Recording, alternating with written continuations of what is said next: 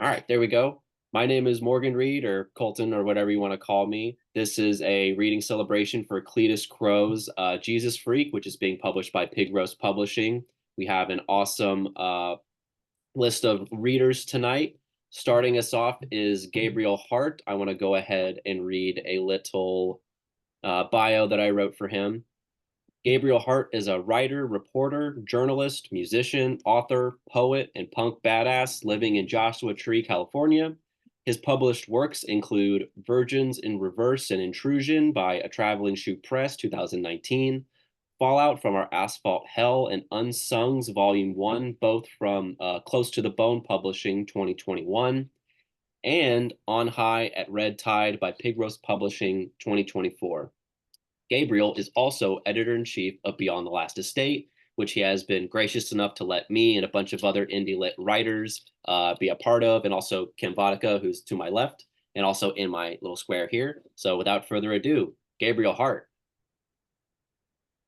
Thanks so much, man. I'm gonna be reading this chapbook anthology Backbreaker. Came out in January from Feral Dove, and it is a collection of essays about or relating to Luigi Mangione. And so I wrote a piece called Live Free, Love Safe, or Kill on Luigi Mangione and Daniel Victor Jones, who I'll hopefully be introducing you to if you're not familiar with them. If I'm going to establish your trust, I must first make this about me before I make it about us and them. I write facts, I write fiction. I am also a human being who feels pain and spends every waking moment trying to understand, then kill what is causing it. As a journalist out in the field, my reporting must strictly adhere to the facts I observe, what is true, rather than how something felt or my opinion of what is right or wrong about the incident. I cannot be emotionally reactive.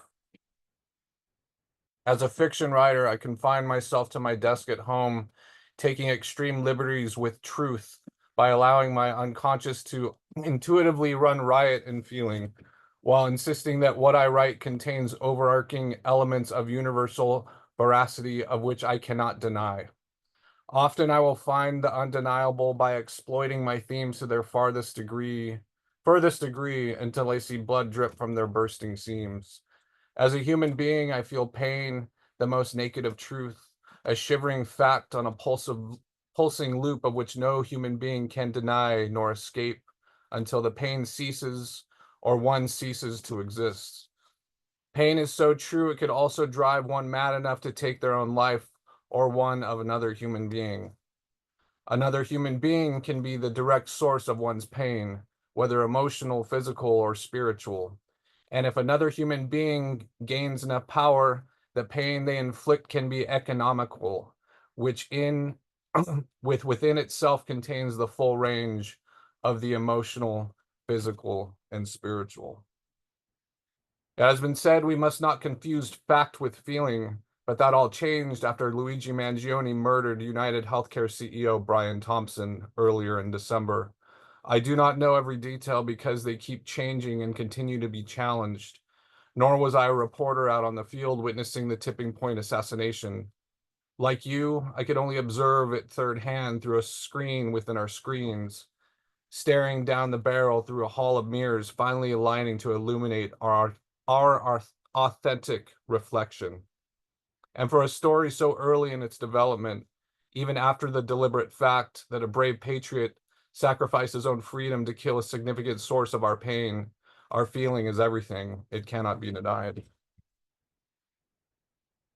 Early into my 20s, before I knew I needed health insurance, primarily because I was blinded by my own poverty, I saw our collective inflammation first personified on the afternoon of April 30th, 1998, when Daniel Victor Jones of Long Beach, California, committed suicide during rush hour in Los Angeles.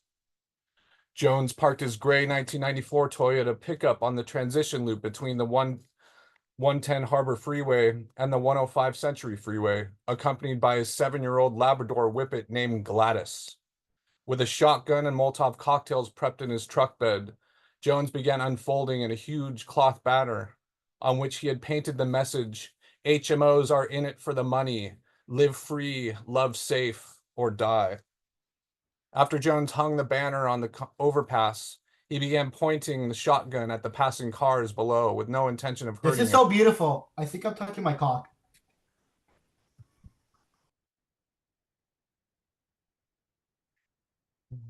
Um, That was very unprofessional, sir. oh, Grandpa Gary's here. Holy shit. Where was I? After Jones hung the banner on the overpass, he began pointing the shotgun at the passing cars below with no intention of hurting anybody, only to draw attention to himself, whichever way I can. My paramount goal is for no one other than myself to get hurt. Jones would make his very last 911 call, revealing to the dispatch that he was at the end of his rope with health maintenance organizations' continued mistreatment of him as he suffered with HIV. Through HMOs, Jones explained, it takes a month to schedule an appointment with a doctor, then another month to get test results, his latest revealing that during this waiting period, he had also developed cancer. Jones fired off several rounds from a shotgun, one going through the roof of his truck. As police and news helicopters gathered around the vicinity, Jones stuck up his middle finger repeatedly at onlookers, stopping only to return to the truck to pet Gladys. Authorities gathered closer in an attempt to negotiate, but Jones's intention was to communicate a raw deal he saw as unnegotiable. Climbing back inside his truck, he shut the door and ignited a Molotov cocktail. It burst into flames, turning Jones into a human torch emerging from the vehicle he had set ablaze. Jones ran across the freeway overpass, contemplated its ledge, and right when it appeared he was going to jump, he backed away and returned to the truck. Pulling his shotgun from the truck bed, Jones placed the muzzle under his chin and shot himself dead as cameras from 7 television stations rolled the live footage to us viewers back home. Timeless as it is, when Gil Scott Heron wrote that the revolution will not be televised in 1971, he may not have realized that our culture of surveillance could potentially undermine its own intent. Fascism's destiny manifesting as a punchline to its law of averages. With respect to Heron's matter at hand, his song instead exposes America's attempts to cannibalize, commodify, and resell the concept of cultural uprising back to its citizens as its means of neutralizing upheaval, the way we utilize a hollow facsimile and achieve nothing past further complacency, under the guise we are participating in direct activism. All the while, we've witnessed overturns, coups, and overthrows from the unrest of the world, signaling through their flames this simple message that revolutions are only true when they begin with a bullet into the heart or head of those who choose systematic suffering over our right to survive, our right to live without pain. Today, we can reverse Heron's refrain of there will be no pictures of pigs shooting down brothers on instant replay, updated to 2024. There are pictures of brothers shooting down pigs on instant replay, since Mangione's first shot of revolution turned their surveillance on its head, captured on security camera fashioned to catch a suspect. Yet a more accurate consequence was fast-tracked.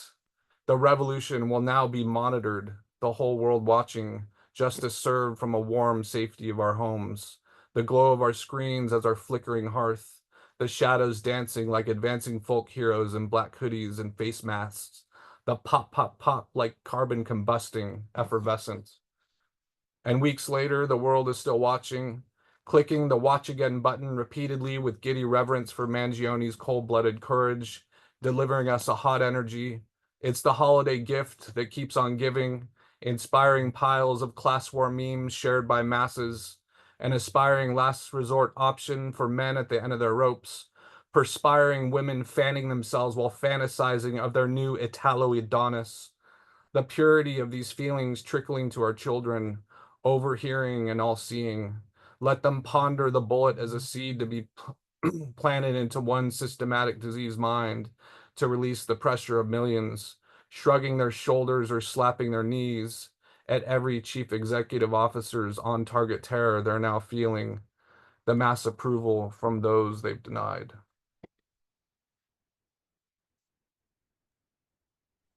That was awesome, Gabe. I'm attempting to do my William here. I liked the ideas of, pain is strong, economical, the monitoring of revolution. I it's interesting to go back and look at videos of protesters and all of these different protests that have happened throughout the 2010s and into the 2020s. And that art of assassination, we always, see pictures of, like, Abraham Lincoln getting shot in the back of the head, or, the French Revolution.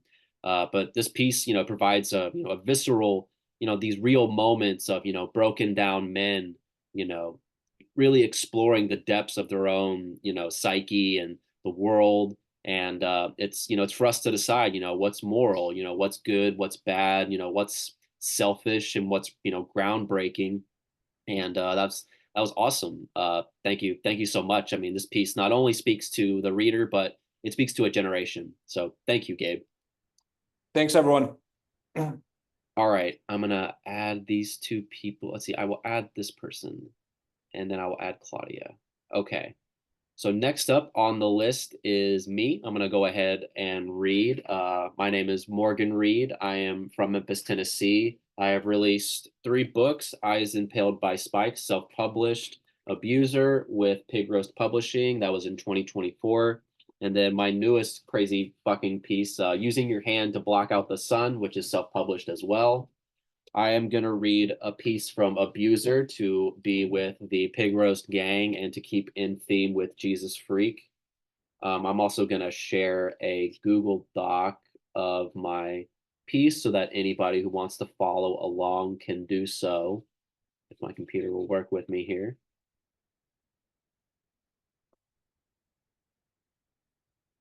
All right. There we go. All right, so the name of this piece is God Planted Me Here So That I Could Bloom. 1 Corinthians 7:20. Let every man abide in the same calling wherein he was called. $8 coyote jawbone. Azurite malachite. $55 skunk skull. Rainbow herbicides. Thunder fungus. European mount bull elk with a missing tag. Mosaic stone longhorn hanging on a wire frame next to rosebud azaleas.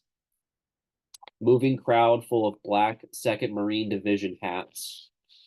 Former Da Nang air-based combat controller looks at aragonite and selenite stones. They both remind him of the ocean. Middle school art teacher walks up to our booth at the market show. She sells batik artwork on the side and sings in the church choir. She talks to us about her mom, and it turns out her mom passed away in January. And a couple days after her mom got lowered into the ground, the teacher went out to the site to pray, and she noticed the flowers she put on her mom's gravestone survived for weeks after they were set due to the weather around the graveyard. So she took this picture of this one red rose on the bouquet that had blown over onto the grass. The petals of this one particular rose were covered in tens of tiny water droplets, and the watercolor effect brought her to tears. So the teacher shows us the zoomed in picture, and we think it looks beautiful, and we are brought to tears.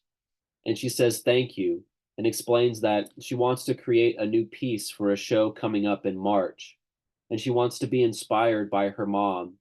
And we tell her she should do it, and she smiles, and she says she appreciates us and tells us to be blessed, and we tell her to have a nice day. Feet in the dirt next to a giant dairy cow statue standing on a deck-over flatbed trailer in the middle of a rodeo arena. Kids wearing new spurred boots laugh at the humongous pink udder veins. They don't realize the irony. They don't see the implications. I'm trying to get myself together. It's been difficult. Queen concert at the Memphis Coliseum in 1974. Dad buys a fat-bottomed girl's t-shirt at the merch table. A man accused of alleged underage sexual relations is beat to death by his neighbors. Man sent to war is shot by a barrage of artillery rounds in the drop-off zone. His blown-apart body flutters to the ground, still hanging from his parachute. After impact, there is a privacy that arrives in his passing, as the parachute drapes over and covers his holed-up carcass. Driving through the back roads and seeing a wooden house completely rotted and decrepit looking, so you lean over the dash and point at the house, saying to your friend sitting in the passenger seat, "Hey, look at that shitty house. That's where you live." Kind of related, but you have to ride the Zephyr Amtrak going from Denver to Glenwood Springs. Beautiful scenery. One trip, we were passing by the Colorado River, and the conductor slowed down and told us to look out the left side of our train car. And my family went to the windows, and we saw a mountain lion eating a dying red stag. I remember watching the deer's head being ripped off to the side, swinging around, and eventually dangling over its shoulder. His antlers were jamming into open wounds in black mud.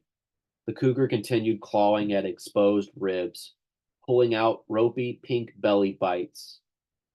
The hind legs of the pinned heart were kicking into the air full of dragonflies. Faraway buzzards swooped down from the mountains shit that surrounded this moment. The trees nearby were all swaying. The water in a small lake alongside the scene was a patient blue, minus the bobbing of a fish or two, and hardly any clouds floated around that day, if I recall correctly, I mean. It was just an unreal visual experience.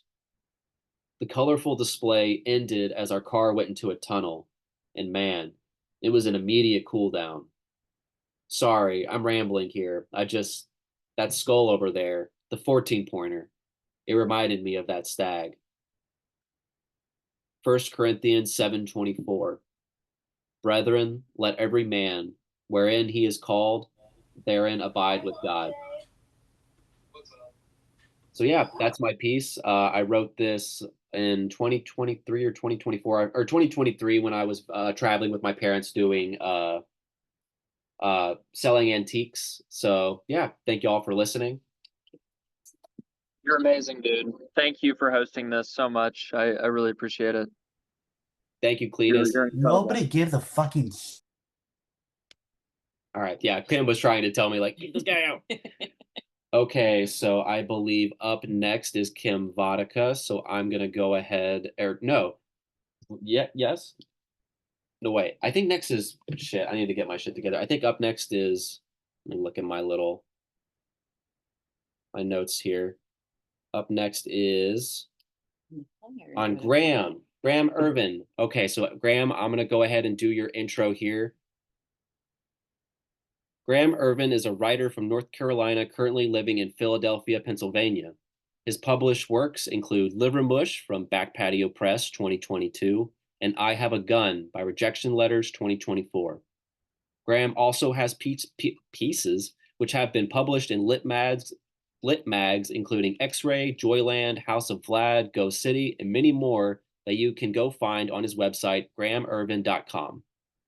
He recently took part in presenting and performing at Story Fort in Boise, Idaho back in March. Please welcome Graham Irvin. Did you write that? Yeah, yes, I did. That's nice. Thank you. Yeah. I was like, either it's a very old bio, or I don't, or you wrote it, and I appreciate it. That's very nice.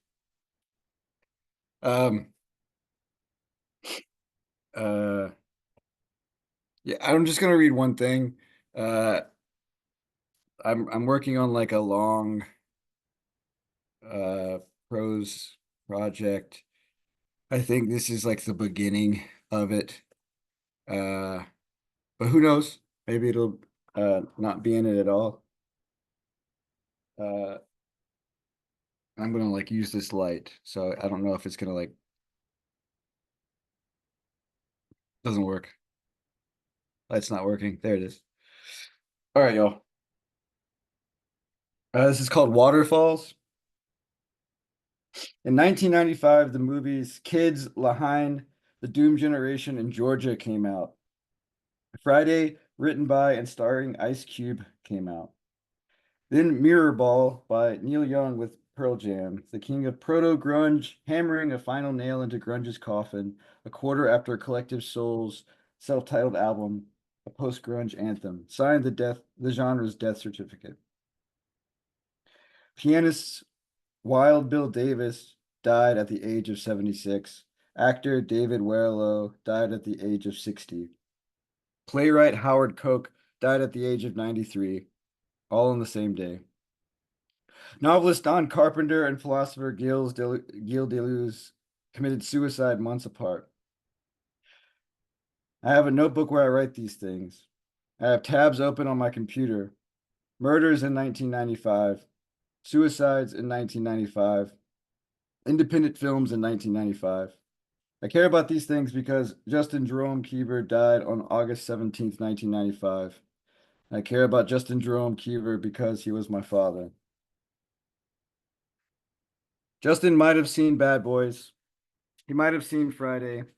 He probably saw Batman Forever and Die Hard with a Vengeance, two of the highest grossing movies of 1995. A lot of what I've learned from this research are things I could have guessed.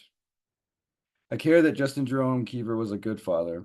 I know that he loved me, and I've heard 1,000 times that I look like him and smile like him and laugh like him. I'm quiet like him, and I get loud when I'm drunk just like him. But that's not something I would talk to anyone about conversationally. I don't know anyone I could talk to where those similarities would come up naturally. They don't help me get to know someone. If I could go back and spend more time with my father, I wouldn't talk about laughing or smiling or being quiet. If I could go back in time, say to 1995 as an HVAC technician trainee who just moved to Kannapolis, North Carolina. Say I got a job at GNS in July 1995. My first day was in the middle of the month, and I had a month to potentially change both our lives. I would need to talk to him like anyone else, at least at first, to gain his trust. I'd have to shoot the shit. I'd have to ask if he heard about the new Neil Young album, the one with Pearl Jam, whether he thought this Jim Carrey guy was actually funny or just making stupid faces. I'm 30 years removed from Justin's death. I'm the age he was when he died. I can't know him as a father, and even in a fantasy, I don't want to. But I can get to know what the world was like around him, even the world he didn't know. The media and material around a person's life are not more important, but they are more stable than memory. When family members tell stories of the father a child never got to know, they usually don't include box office numbers, billboard charts, newspaper headlines, but those things are less nuanced. They're able to be criticized, and therefore they're easier to deal with. The media and material around a person's life are observable in a way that the person's life is not, especially when that person is no longer living. Mortal Kombat and Babysitter's Club, The Last Supper, Glory Days, Empire Records, New Jersey Drive, Flirt, Fallen Angels, Denise Calls Up, Desolation Angels, and Heavy, Jeffrey and Blood Sisters. I think there is zero chance Justin Kiever saw any of these movies in 1995. Besides distribution and access to theaters and home video release, I can't even be sure he enjoyed watching movies as a pastime. I'm assigning tastes based on a fallacy I was trying to avoid, that we are alike because we are related. I'm assuming the options of my leisure were even imaginable at the time. Just because I can find the information online in no way guarantees it was available to anyone outside of major cities. Apollo 13 opened in 2,197 North American theaters on July 30th, 1995. By August 17th, 1995, the movie had made almost $150 million. Was my 35-year-old father at one of those theaters? The closest movie parallel I can find is A Quiet Place, but Day One, which opened June 27th, 2024, and 3,707 North American theaters. I didn't see that movie. I have no interest in seeing that movie and cannot imagine I would entertain a conversation about the third installment of A Quiet Place during the month it was released. Why would I assume Justin would be any different just because I set out these parameters? I'm assuming Justin cared about these things I care about now, that I only care about to relate to a version of him I created. I'm asking my dad, who did you follow on Twitter when you were my age? What was your small plates locally sourced restaurant like? Did your college town have a DIY scene? Did Duncan have cold brew when you were growing up, or did you just drink iced Americanos? The 35-year-old man I would have been in 1995 was metropolitan and worldly to a fault, unrelatable to anyone outside of major coastal cities, and not see a need to change that. He couldn't have been from North Carolina. He couldn't have access to movies and music and art trivia, even if he was from the bigger cities in North Carolina. The 35-year-old man I would have been in 1995 would have come from some exotic, untouchable place to the average working class Southern man. He's an artist researching a project, they might say. He's writing a screenplay. He's joining the GNS team for the month. I think he's a good kid. He just wants to do some honest work. Lord knows they don't got any of that up in Hollywood or New York City. I don't know if people were anti-Semitic in my hometown. I don't think anyone had enough firsthand experiences with Jewish people to be critical of them, though it's not a mischaracterization that if aware of empathetic language, it would be used to garner team rapport. He's different, but we shouldn't hold that against him. Maybe he'll put us in one of his books or movies or whatever he's doing. I know Justin had seen the movie Wolf, starring Jack Nicholson, because I have a cloudy, vague memory of him explaining the moment a man became a werewolf. He had just gotten off work, Justin, and was washing his hands. Or he had just come inside after working on some motorcycle in the small building out behind the house.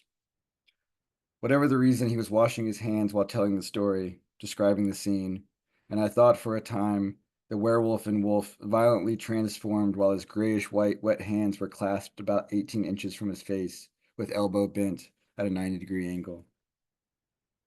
Besides Wolf, I don't know what movies Justin did or didn't see. I don't know what songs he did or didn't hear prior to August 17th, 1995. After that, again, I can be certain. I can be certain that at 5:30 on Thursday afternoon, a young couple returned home from work, probably not at the same time, husband or wife, found Justin Jerome Kiever unmoving, unconscious, and fairly obviously dead behind their home. He was there to repair an air conditioner. He was sweating because it was the middle of August. He was in the process of reattaching a metal door. His sweat-covered left hand completed an accidental live circuit through his body, out his right foot, into the ground. The next day, The Usual Suspects opened in 42 North American theaters. It was the newest movie he would never see. It's a foolish way to look for an answer, but maybe if I know what happened that year, that month, what movies people watched, what music people listened to, what world events people experienced, I could get there. Then I could solve a murder that wasn't a murder, interfere in a suicide that wasn't a suicide. I could say, this job sucks, right? Don't you want to do something else starting immediately? I could refer to a common quote made famous by TLC, the titular phrase from their song Waterfalls. I could say, now that I know it was the #1 song on the US charts and the #5 song on the UK charts at the time, there's no way Justin hadn't heard that song. Maybe he listened to it on the way to the last house call he ever made. Honestly, I think the thesis of that song doesn't line up well with Justin's career choice at the time. He had spent most of his recent free time attending classes to become HVAC certified, then seeking employment as a technician. He had turned his back on the waterfalls. He was running in the other direction. So I wouldn't tell him, were it that fully knowing the cultural moment of the final month of his life allowed me to live contemporaneously alongside him during the final month of his life, to really listen to the song Waterfalls by TLC. I'd probably say, this song rocks. It's like really good. What if instead of doing this house call, we just take the company van and drive? Let's just get out of here. We can listen to this song some more. I bet it comes on one of these stations again. It's all you ever hear anymore. Bet we can learn the rap. Unless you already know the rap. Do you already know the rap? You got to do it with me. It's so good. And when the song comes on again, we would rap along with Lisa Left Eye Lopez, and we would probably lean into the voice a little too hard. But it would be okay because it's 1995 and we kept the windows rolled up. All right. Thank you. Damn. That that was awesome, Graham. That it spoke to me because me and Kim have been talking about just, history and culture and, like it's, and I'm going to go with what I wrote, like I love the historical replay of like journaling and all of this, you go back and you're like, I had no idea this was released the same year. And this, and, like you hope that like a person on one side of the country is in talks with another person. You're like, and like, I mean, it's just so personal too, like we hope that, musicians watch movies and that actors listen to different musicians. We hope, history can have this collective interactivity because, people tell us, we're so close together, but again, it's almost like there's been an inverse with history where now we're so close and yet so far away. And this Zoom meeting is a perfect example, but this is, it was, like, I, I don't know, like I'm fucking dumbfounded for words, dude. Thank you for reading. That was an excellent, excellent piece. I Uh, appreciate it. Thank you. yeah, everybody, snaps and claps and ways waving hands in the chat. Thank you, thank you. All right. Uh, Thank you for listening, everybody. okay, so now, not gonna flub it. Up next is Kim Vodka, and I've got a little. Said I was gonna improv. I'll go off of the technical. Kim Vodka is a writer from Lafayette, Louisiana, now living in Memphis, Tennessee, sitting right next to me. She has published Anesthesia Balderdash from Trembling Pillow Press in 2012. She's published Psychic Privates, which is not only a comic book that you see, it is not only a vinyl, which you see, which are actual cutout images of genitals from magazines that is put onto the vinyl. But Private Privates is a poetry book that was published in between 2016 2018. Kim Boddicker has also published The Elvis Machine from Clash 2020. It's a fantastic book if you haven't gotten the chance to read it. It has been coming back and resurging on Amazon. And also we have publication Dear Ted from Really Serious Literature in 2022. Kim Vodka is the spokes bitch of a degeneration and the inventor of the most recent craze, cum punk. You can browse her work at kimvodka.com. Without further ado, cum vodka.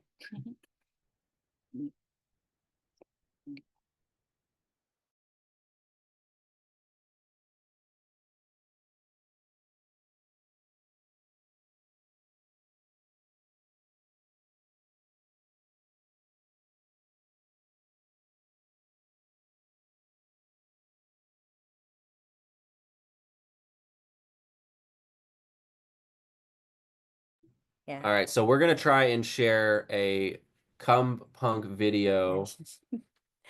We're having technical difficulties, sorry. I can airdrop it to you really quick.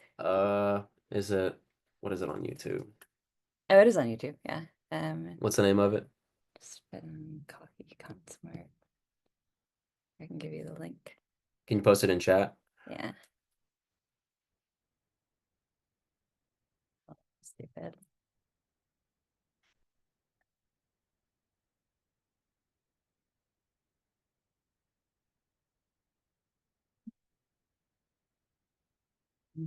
Actually, I can.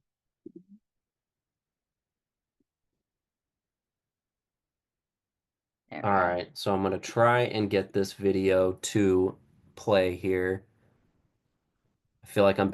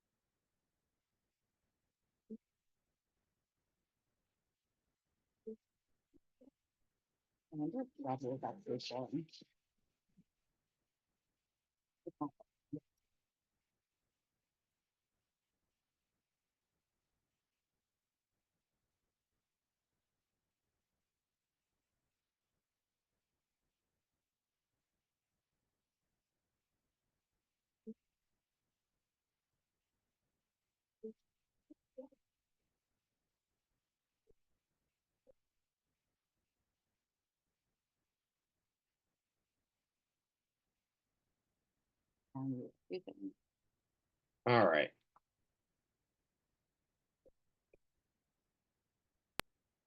Did that even work? So it shared without audio. That's fine. That's fine. As long as you got the visual, we're good. Yeah, I didn't realize we weren't allowed to screen share during this call. Can everybody actually hear me? Yes. Okay, cool. Okay, so yeah, so that's my little like punk propaganda video, and it does have music, which like obviously if you want to like take a look, the link is in the chat. I'm just gonna read a little bit about punk because everything that I'm doing lately is punk. So cum is as old as the universe. We live in a giant cum shot in the sky. Cummy art has been around for millennia, from the Sheila na gig to the celestial cow. But never has cum punk been formally established as a genre until now. Until I fucking simply decided that that's what it is. All right. So this is actually a call for submission. So I am seeking cum heavy words in freedom. Cum heavy words in freedom, all genres welcome, 1,500 words approximately. Deadlines are not punk, but maybe May 15th, mid-May. We're looking for a Cummer 2025 release. So if any of the following speaks to you, please send me your cumpunk at cumpunk.editions@gmail.com. If you can throw that in the chat, that'd be great. The email. Yeah, we're gonna throw that email address in the chat. Yeah, so cum heavy words in freedom. Please send me your cum. I need your cum. So what brought this on? Everything. Cum punk might not be what we need, but it's what we deserve. Cum punk is filling a gap, a hole. Cum punk is the zeitgeist. Don't plan it. Don't even imagine it. Just come. Stop overthinking it. Just bust a nut. The way to come punk is to not give a fuck. In your face, come in a good-natured spirit. The past is the new future. The new future is cum punk. Cum punk is the new sincerity. Sincerity is the new avant-garde. The new avant-garde is cum punk. Cum punk is trash and trash is welcome. Cum punk is erotic, grotesque nonsense as super sense. What is cum punk? Cum punk is transcendent. So yes, I'm starting my reading by asking you to send me work. Please do. I already have a bunch of submissions that are more on the black tar cum side of things, which is welcome. Looking for maybe more cum joy, but yeah, all cum is welcome. Even the trolls, yes, you're welcome as well. Okay, so I'm going to read a little bit from something I'm writing about the realm of pure fantasy, which is a defense of the creative mind and thought itself, which is, I mean, everybody here is down with this already, but I do think that once we step outside of our bubble, it becomes more necessary to, have some type of ethos for what we're doing. Some of us weirdos here are doing. So yeah, so there's no such thing as morality or immorality in thought. That's a Oscar Wilde quote. Love Oscar Wilde. What is the realm of pure fantasy? It is absolute freedom. It is the intellectual and creative universe in which all things, whether inspiring disinclination or objection, and whether they be felonious or execrable, are permitted. The realm of pure fantasy has no literal bearing on reality. Pure fantasy exists in the mind. It starts and ends in the head. If the creation and carrying out of the fantasy has any bearing on reality, it is not pure fantasy. But the realm of pure fantasy can supplement the real. The real and the realm of pure fantasy can overlap but needn't. One might engage in manual narcissism to achieve the fullest expression of the fantasy or even relieve oneself of it. That is okay. So long as the fantasy itself and anything that might be considered an ontological aspect or extension of it has an ontology in the mind alone, it is pure fantasy. What is the realm of pure fantasy? It is absolute freedom. It is words in freedom. It is ideas in freedom. When in doubt, just remember the Marquis de Sade is canon. 11. What is the realm of pure fantasy? It is the erotic pornographic imagination where craving and desire are born and thrive and may live entire lifetimes if we gently allow them. The realm of pure fantasy is a playground of the mind, where we may entertain all things and accept all things. Whether or not we'd act on these things outside of the realm of pure fantasy is immaterial. Curiosity and exploration build homes here in the realm of pure fantasy, where shame and judgment are demons we invite through our doors and welcome with the utmost southern hospitality. In the realm of pure fantasy, nothing is true, everything is permitted. It is fiction and therefore absolute freedom. The realm of pure fantasy is friction. If we are not free in our minds, where can we be free? The realm of pure fantasy indeed is absolute freedom. It is the creative mind, uncensored, unbridled, unrestrained. A place, the only place where one can do whatever one wants, in absolute freedom. In the realm of pure fantasy, there is no law, no rule, no crime, no punishment, no consequence. It is not the work of art to make people feel safe and comfortable. Life is not comfortable. The world is not a safe space. The page, however, is a safe space for ideas, fantasies, no matter how depraved. We are making the page a safe space again for words in freedom, the liberated idea. That's what's fun about having a mind. You may entertain all manner of things, some unethical, some illegal, some downright impossible. Some you'd do, some you might, some you'd never. Asses and dicks on sticks, not even brain stems. Tits specifically for coming on, dedicated holes for coming in. There is no reason. There is no shame. There are no rules in the realm of pure fantasy. It is the realm of desire, the flesh made meat in absolute freedom. The facial expressions, sounds, gestures at the exact moment when animal ecstasy wins over the mind and body, those are some of the most erotic moments, the involuntary, reflexive, pure instinct moments that would make you cringe if you played them back to yourself. Those moments when pleasure is so honest it's embarrassing, the words you might utter in those moments and struggle to integrate outside of those moments due to their extremity, their total lunacy. Those words are the cum of liquid gold. Talking dirty, writing dirty, surrendering to the nucleus of the erotic moment, its nuclear fission fusion, exercises the true brain. Erotica, in the realm of pure fantasy, is transgressive sincerity.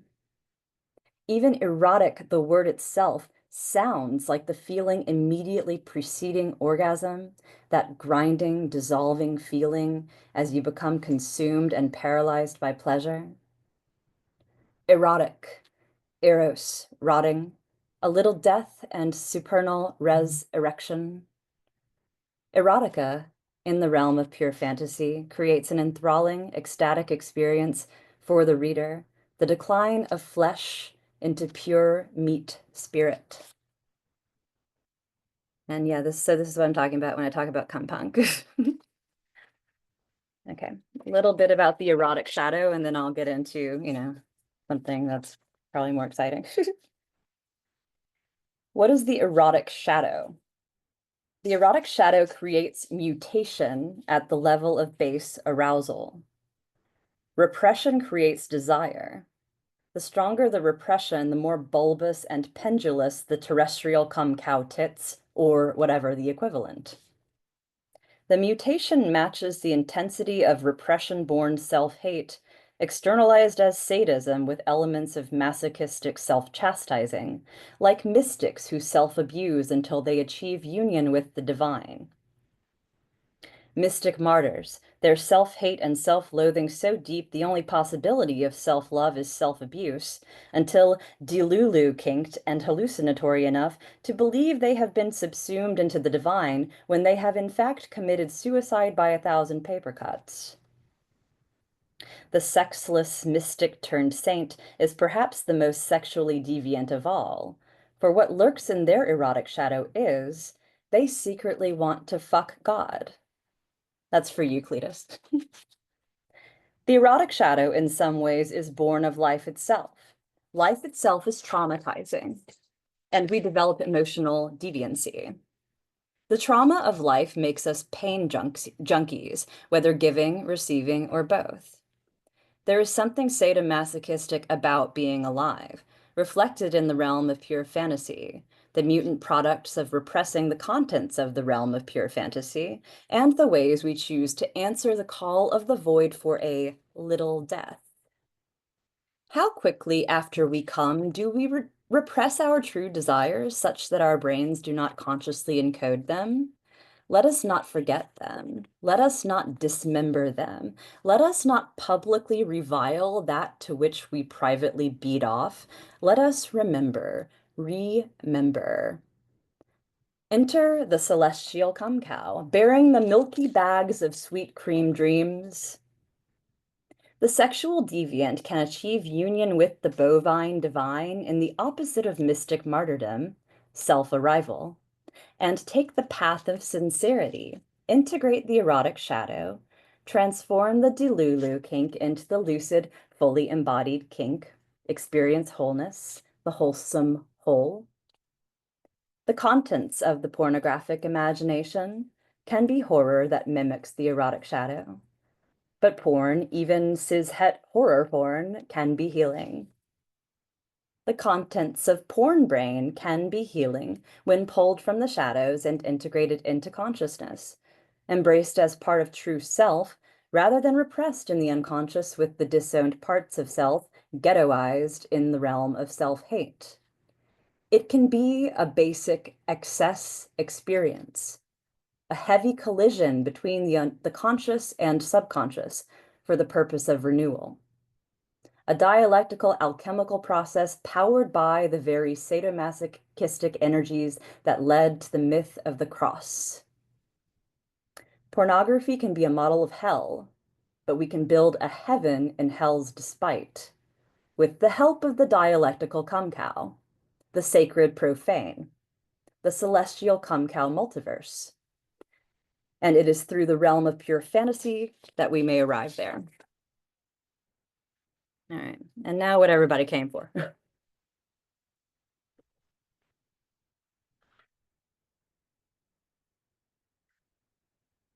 where the cum cows are. A free woman in an unfree society will be a monster. Angela Carter. Until you're known as a monster, you're not a star. Betty Davis.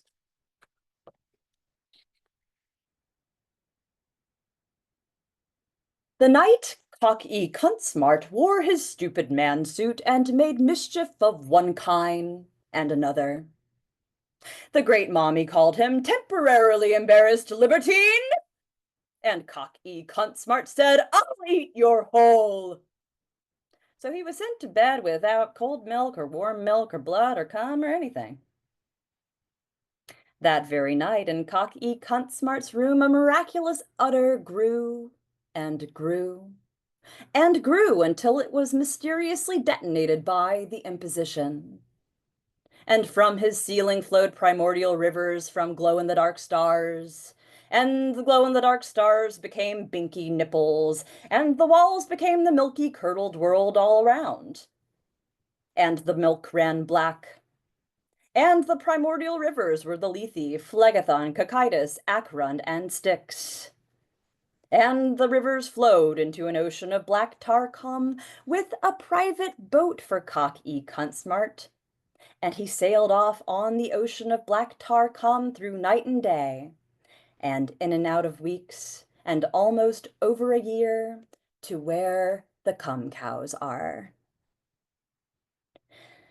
And when he came to the place where the cum cows are, Kundalini Kellogg's funny factory fuck farm in Lower Hades, the cum cows lowed their terrible lows and gnashed their terrible veneers, and licked their terrible acid-filled lips and clapped their terrible cum cow tits, and puckered their terrible bleached assholes, and gaped their terrible whispering eyes and showed their terrible jungle red claws, till Cock-E Cuntsmart said, "Be still!" and tamed them with the dick inside, staring into their artificially pinkened, jet-puffed pussies without blinking once. And they were frightened, and called him the most temporarily embarrassed libertine of all, and made him king of all cum cows. "And now," cried Cock-E Cuntsmart, "let the wild rumpus start!" Elder cum cows, udders great big, as though drawn by the 12-year-old Cock-E himself, who'd heretofore never seen a pair of tits. So big the cum cows fall over forwards, like the chickens at Sanderson Farms in Macomb, Mississippi. Pussies gel-filled for labial Vitruvianism, fucked full Nelson by the animal husbandress, who grab the cum cows by the biceps, pull them back in Jesus Christ poses, to raise high those cum cow tits standing tall, doing the barn proud. The animal husbandress administer recombinant bovine growth hormone and oversee the body modifications that make cum cows cum cows. Buttock and clit augmentations with liposuction fat grafting, bee sting facials, slap massages, cryotherapy, lifts of all thing gravity has made to sag and droop, caulk, epoxy, and ready-mix asphalt injections of all surfaces age has made to crack. And of course, not least of all, augmentation udderplasties.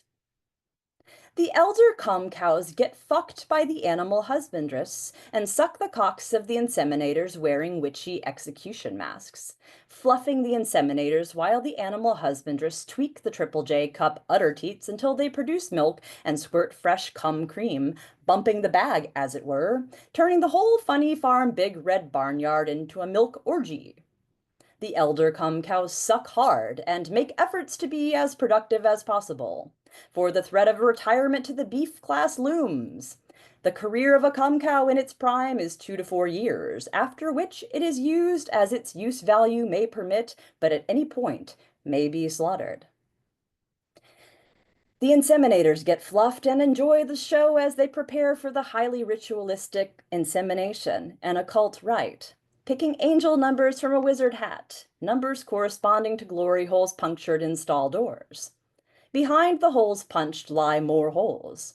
of nameless, faceless, ass in the air, pubescent cum calves who have recently begun their estrus cycles. They get blind fucked through glory holes roulette style. The inseminators put their dicks in these holes, quietly praying they don't get stuck with the one that does not open to a cum calf, but a milking machine. A practical joke implemented by barn owners and executives. It's a glory hole gangbang to maximize the chances of impregnation at puberty, to ensure optimal milk production for standard pasteurization and sale to commercial markets. What's left unpasteurized is bottled and sold on the black market to cum cow fetishists. The inseminators swap angel numbers and take turns in each other's divinatorily assigned holes until one is Goldilocks and they go a-nutting. Usually this means multiple loads are blown into each of the younger cum cows before the rite is finished and the circle is closed.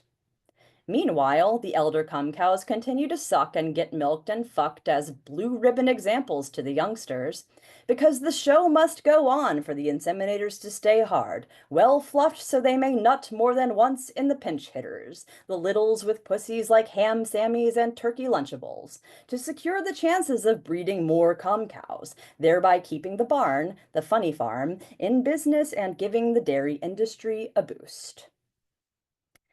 VIP platinum card carrying inseminators, as well as any barn shareholders and executives participating in these rites, may later choose to have paternity tests performed, and if positive, cum cow ownership is ceded to he who has the winning sperm. And along to another barnyard with that special man, the cum calf is forever sent. Fucking the cum calf to create the cum cow mother, fucking the cum calf born of incest rape to create new cum calves for fucking, to produce more cum calf daughter whores who get fucked, propagating a dynasty of inbred cum calf daughter whores who get fucked and keep getting fucked, and that's the Uroboric self-fecundating principle, as known to Kundalini Kellogg's Funny Factory Fuck Farm and Big Red Barns worldwide. Now stop! Cock-e-cunt smart said, and sent the cum cows and cum calves off to bed, without their supper of feed containing ingredients that do not pass human muster. And Cock-e-cunt smart, the king of all cum cows, was lonely, and wanted to be somewhere where the great mommy loved him best of all. Then all around, from far across the world, he smelled good things to eat. So he gave up being king of where the cum cows are. But the cum cows cried, "Oh, please don't go. We'll eat you whole. We love you so." And Cock-e-cunt smart, his erotics a fear of love, said, "No!" And the cum cows mooed their terrible moos, and rolled their terrible "Are you my mother?" eyes, and puckered their terrible vulvoplastied meat roses, and popped their terrible bonobo pussies, and twitched their terrible dick-like clits, and bounced their terrible cum cow tits, red and blistered from the feeding of the masses, and participated in terrible milk t-shirt contests, and showed their terrible Kardashian asses, and tightened their terrible holes around forearms and fists, and snapped their terrible buboes together, and grew their terrible eternally fistulas. But Cock-e-cunt smart stepped into his private boat and waved goodbye, and sailed back on the ocean of black tar cum over a year, and in and out of weeks, and through a day, and into the night of his very own milky, curdled room, spoilt and rancid, and stripped off his stupid man-suit, and he found his supper of cum cow milk, and cum cow cum, and cum cow bloody mid-rare steak waiting for him, and it was still hot. Thank you.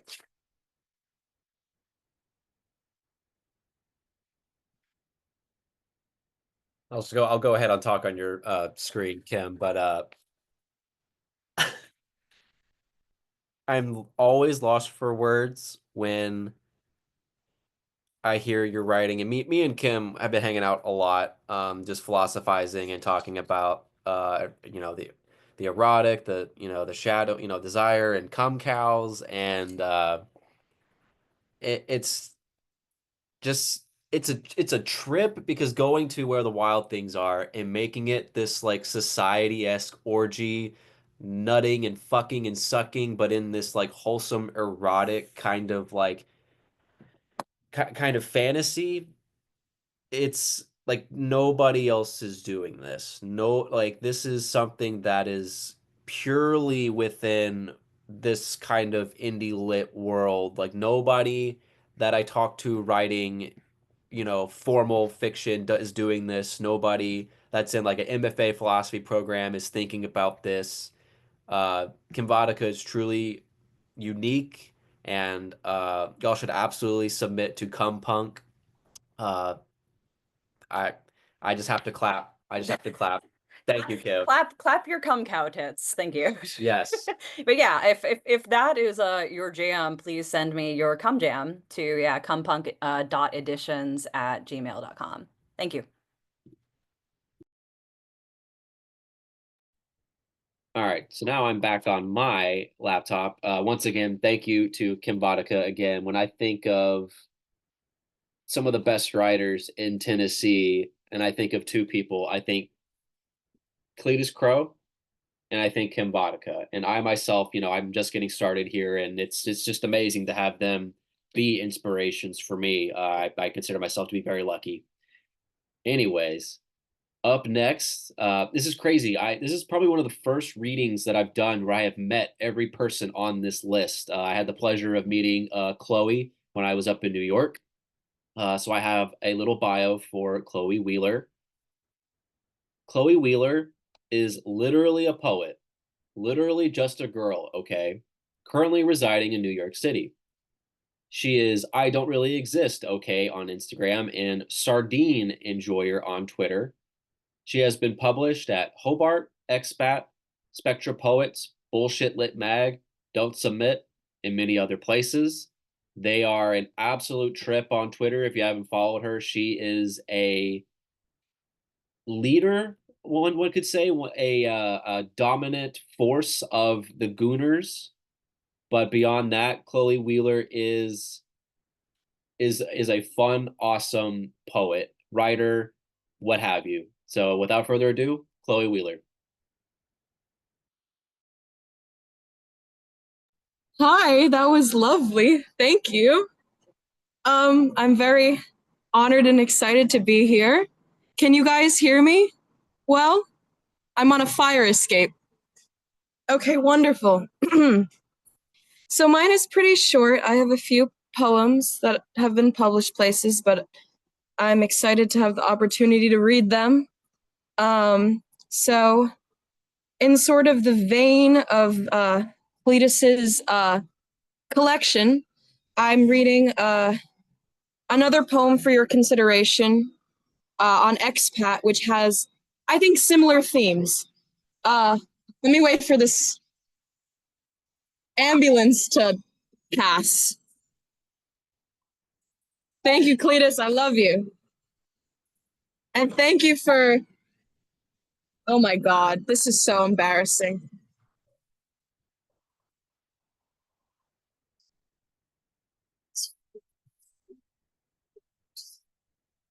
Okay, it's gone. Wonderful. You can't hear it? Okay, wonderful. Okay. All right, let me begin. Sorry, it was cramping my style, so... All right. Jesus taped up at the bow of your bed, torn from a pamphlet detailing the Basilique de Sacré-Cœur, a reminder for you to pray often. The mussels were lukewarm in tomato sauce, broth. Seafood got us feeling sanctimonious. We slept the unsettled sleep, but still I sucked your stale tongue in the morning. Eventide events streak out like cellulitis, verging on sepsis. Holding frozen peas to his face in the aftermath, my father hissed, "He's fucking dead to me. I lost my son." A whole happy home of victims. Complexes coalescing. I left with a backpack full of things, but no actual substance. A bikini top that doesn't fit. A bottle of Bordeaux. 8 packs of Spanish cigarettes, face wipes. Real death is a dull ache, a hollow thud, handful of soil, absence, certitude. These living deaths are drawn-out lacerations, dragging the razor end with pressure and precision. When I was 8, I thought my father had died. He was face down in the basement. Daddy dead in the basement. The next morning, he was eating a bowl of Special K for breakfast, drinking espresso with sallow yellow skin. This is how I learned alcoholics are immortal. There's nothing worse than a dry drunk, except maybe a wet drunk, or a drunk that gets you wet because he thinks it's funny to pour a bottle of water on your head, or piss the bed, or play with his piss, or throw a glass at your brother. This isn't an Al-Anon meeting posed as a poem. I'm not venting or venerating myself with prosody. I'm just watching cars pass. From the bench at the dilapidated gazebo 3 minutes from that house, the old home. Gazebo that was a cheap escape from havocked adolescence when Devlin did too much ketamine and I pissed in the snow because I couldn't go home. Back to the old house, where once I tracked a few small kid-sized tube boot prints of fresh January snow into the living room. Later, perched on the roof shivering, watching swirling squalls assume angry faces. Wet snow and perfect little old house. Pristine, filthy, decrepit little old house where mildew webs the mirrors, lead in the paint. Asbestos too, in the shingles. Thing is, asbestos only poses a risk if the shingles are disturbed. Only then are the particles released. The 2 bottles of Chardonnay were only potential energy balled up in a fist. It was the first punch that was kinetic. And that is that one. Bars. And then I'm gonna do, I think, one more. Or maybe 2 more, but maybe one more. And this one is called Sporogamos. And this came from, I was reading Paglia, and she mentions this term, and I thought it was very interesting, and it inspired this piece. And the term is ancient Greek. It translates to, it's an act of rending, tearing apart, or mangling in a Dionysian context. So this is this. The party is over. The honeymoon phase of our Brooklyn polycule, a feeding frenzy of twitching tongues, puckered fish lips, fins, scales, gills, ecstasies, and elations has ended. The green JBL croons Osnivore as a battalion of ants fortify their post from beneath the overflowing trash can. Septimus is shitting in his litter box. The splotches of mold in our tub grow more intricate by the hour. I sit on Maddie's new comforter without panties. Now the pale pink is soiled crimson in menstrual fluids. A baby screams outside. A cabinet swings shut. This is what happens when you put theory into practice. This is the consequence of consequentialism. This is what dreams are made of. This is ecstasy. Everything is fun and everything is game until you realize our feet might be forever stained gray with ash, matted hair epoxied to our necks, throats eternally dry, craving in a certain warmth and wetness that only acidulous liquids can temporarily quell. An idyllic hell. Nobody sets out to be iniquitous, but suddenly you're Macbeth following daggers into rant rooms, slipping into a sinister lull, a mad malaise, tomorrow and tomorrow and tomorrow and now. Everybody knows the big, fat, stupid, festering, fetid truth. We are human beings, not tiny gods with sticky blood and separating hearts, feelings and fingers and flesh. Of course, it's all fun and games in New Arcadia until it's not. Now, depraved, stripped of our lace brandy tanks, a ritual of omophagia commences. Tonight, we feast on our roommates, our lovers, and their lovers, tearing shreds of flesh from their sinewy, tattooed limbs, chewing clumps of viscera, intestines. We collectively eviscerate our friendships, the thin veins of companionship twitch, and like strings of red twine, unravel and fray. And we awake to stains. Who do these fluids belong to? whose leakings, whose immortality. For you cannot rescind these rites. These rituals are irrevocable. She kissed he tongued she, whatever the fuck. But you bore witness. Watch the crude spectacle unfold, and you can't be mad because these things were unspoken. Situationship implies misfortune. But we're supposed to be bohemians, Dejavile masters of modernity, blasé, lackadaisical, degenerate scumbags. Tomorrow wasn't, this isn't supposed to hurt. And tomorrow wasn't supposed to cut so fucking deep. And that one is on Hobart. I published that a year ago. And I'm gonna do one more. It's short. And it's recent, also on Hobart, in my Guys, I'm Just a Poet. And it's called Poetry Reading. And it's just short and sweet. And there's emojis in the actual version, but I can't really convey that. In the dim, drab dark, steady din of discourse enfolds us as we wait. Low-key philosophical. Wooden chairs arranged haphazardly, shifted by conversation like desire paths, or sand-spun mandalas from pufferfish mating rituals. This is my interpretation of that. Watch me. And there's like a winky face. We buy high noons from the Chinese liquor store for the pregame. Chug them in the basement. Fully clothed in the shower, I hike my heel up, half moon pose. Come on, don't you want to keep me in your camera roll? Hey guys, I'm gonna read you something. As I speak, the heater is like, everybody's laughing. At me? With me? Feeding on their laughter like a fish closing around a nightcrawler. I'm so gullible. The hook lances my lower lip. Oh no! Rolling me into the audience clout book. No, put me back. I want to swim. And there's fish, but that's it. Anyways, thank you. Chloe, that not only the way the order of those pieces was great, but the pieces themselves were great. I had some stuff that I wrote here. That first piece was just so brutal in the beginning. You know, it takes these moments from the real and makes sense of them in the surreal.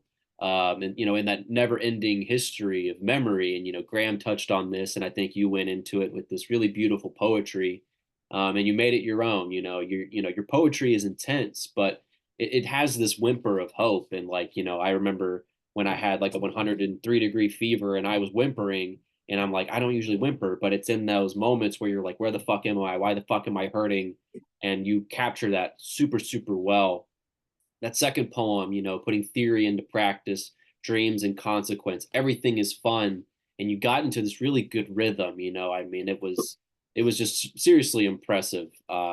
You added a really awesome part of this reading. Thank you so much for reading, Chloe. Thank you so much. I'm so happy to be here. You guys are so amazing. You are making everybody, including Cletus, very proud. And I know that Cletus did a fantastic job putting you on this lineup. Thank you. Thank you so much, guys. Love y'all. All right, everybody. You've heard me. You've heard Gabriel. You've heard Graham. You've heard Kim. You've heard Chloe. Now it's time to get freaky. So I'm going to go ahead and do a little intro for Cletus. The first time that I met Cletus was at a pinball tournament. And anybody knows me, I love pinball. I do competitive pinball. Sometimes I would even put pinball before pussy, but depends on the day, depends on the weather. And me and Cletus, we played arcade games and we talked, and I was like, oh my gosh, you're like me, this skinny little dude. And so it was really nice to just meet another Tennessee writer. So Cletus Crow is a writer and weirdo from the Mid-South. Cletus has pieces published damn near everywhere, but most notably in mags such as Expat, Hobart, Maudlin House, Don't Submit, and Back Patio Press. Alongside Jesus Freak, he has published a full-length poetry book, Phallic Symbols, with Pig Roast Publishing in 2024. And if y'all remember, Phallic Symbols, the first go-around had a condom with a piece on the condom. And I'm going to save that condom for a very special moment. Maybe right now. Cletus Crow, take it away. Thank you, Colton. Y'all, thank y'all so much for reading. As a thank you, throughout the reading, instead of reading my own pieces, I wrote a poem with the lines of each person who read tonight because I love you, each of you. So I appreciate that. This is called The Reading. After Gabriel Hart, after Morgan Red, after Graham Irvin, after Kim Vodka, after Chloe Wheeler, after Kim Vodka, after Chloe Wheeler. So this is the reading. As an anarchist, Luigi Mangione needs to suck my dick. As a fellow gun wielder, he could have gotten away. The art of assassination, broken down men exploring black depths of their sexual expression. God planted me here so I could bloom. Reminds one of the ocean baby. Your mom passed away. One red rose of dead bouquet, dead ass upon grass. Privacy arrives at my passing in terms of fucking around. Dude generation. Ice Cube can also suck my dick because he's hot. My death certificate reads, got so much pussy I exploded. I get loud when I'm drunk. The similarities between humans comes up naturally. I turn my back on the waterfall. Let it dry off my shoulders like sin. Ants crawl up my pants during this reading. That's why it's so roughshod. Cum is as old as the universe, but as young as my hard penis. The realm of pure fantasy. Luigi Mangione and Ice Cube sucking my dick. Absolute freedom. No reason, no shame. Transgressive sincerity. Waiting to fuck God. Jesus taped to my bed. I pray often to fuck again. Drawn out lacerations. My father shot in the face. Yeah, I know God. We feast on our lovers. What does that even mean? An awakening of stains. All right, I'm gonna read some real shit now. This is from Jesus Freak. Thank you for listening. I'm just gonna read. I'm just gonna pause between poems. I'm not gonna read each chapter title, so you'll know when it's a new poem when I pause. At one point, God was obsessed with dicks. He's chill about them now, though. I ask God why I'm circumcised. He says aesthetics. Just like a bitch to cut hair where your power is stored. Even if you're blind, you'll topple her temple. You'll hear her legs crush. You make me believe in other people's inherent right to life. You make my tea black. I have learned you like your omelet a little undercooked. We fuck despite hell. One well-shot stone kills a giant. You can do anything if you're not in jail. If all my problems were one guy, I'd cut his head off. God would crown me king. Bathing on the roof where birds shit isn't optimal. You are so smooth-skinned, I would send your husband to war to die. There would be consequences, but I'm a man after God's own heart. Bisexuality is a kind of polytheism. I am ceremonially unclean. I can't touch the ark without sacrifice. Is tight ass my downfall? I'm trying not to stiffen my neck, my father's. Avalanche of time, bury me in muddy slush. I pay for sleep in dry underwear. Men fuck up. God is aspiration. Men are human. God doesn't die. The wisest farmer I know lives in a trailer half broken down besides 12 cows. He chews tobacco, waits for death, and is happily alone, milking his livestock. He's the only farmer I know who doesn't own a gun. He's the only farmer I know who doesn't have a wife. I know 5 farmers. I like his arms. They're bigger than mine. If we got in a fist fight, I would lose. I don't know why that's part of it for me. As if some jock bully from years ago also has fantasies to hide. He's Babylon, and to be conquered is to be held. They construct a wall to keep out heretical foreigners who fuck. You will hang from the gallows you build. God loves to laugh. How does one not forge a God-sized sword after reading Job? Sorrow is Satan's argument, the horned prosecution. People think I'm Christian with this big-ass Bible. Sometimes I watch clouds, hoping they'll spell out Jesus was here. I am poured out like water, and all my bones are out of joint. My heart is like wax, it is melted within me. Nothing I write is as beautiful. Cherries have seeds. You can tell how good a person is at oral by how fast they use their tongue to separate the seed from the fruit. If they knot their stem with the mouth, that's even better. If they choke on the seed, run. If life is meaningless, I'm free. I was sick for days. I thought I was dying. Even air in my lungs feels holy. My wit fickle as a cat's tail. Your ass soft as the moon. It becomes slashed with red. I'm aiming for apocalyptic. Sorrow like a cat on my chest. Just lying here watching tentacle porn. Last sex was 13 days ago. I don't believe in unlucky numbers. Your hair in the morning is a biblically accurate angel. A two-headed ox with 18 eyes, 4 wings, and 3 horns. What is that then? Thrown in the furnace once again. Most of my dreams are nightmares. Dad chases me with a chainsaw, witches strip us for stew. God looks like Mr. Rogers when we eat ice cream. He says life is a wilting rose. I open older eyes. Gather the elders, blow a trumpet in Zion, still land is laid waste. Visions of dead bodies above ground, a forest fire, you naked on your side reading Bukowski. That last one is a memory. God hasn't shown me anything as vivid. The wail of your absence swallows me whole. I'm set on a journey to proclaim repentance to distant lands. If God wants you gone, you'll be gone no matter what, dude. I'm happy in the stomach with no internet. At the bowling alley, when black lights come on, dandruff glows on my brother's shoulders. His teeth are wider than the second coming. Let's do flashlight tag one more time. Let's learn how the beam is a metaphor for God's grace. I'm such a good hider, no one finds me until our youth pastor screams my name. That's all for me, thank you. Cletus, we can all say, and everyone will agree with me, that you've got your finger on the pulse of indie lit poetry right now. I mean, it is damn near impossible to be as succinct with language as you.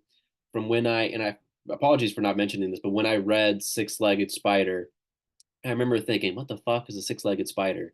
And then I read that first piece going into that, and I was like, oh my fucking, like, just the way that you do so much with so little. We hear what I've written down is, God would crown Cletus king. I mean, just such smooth wordplay.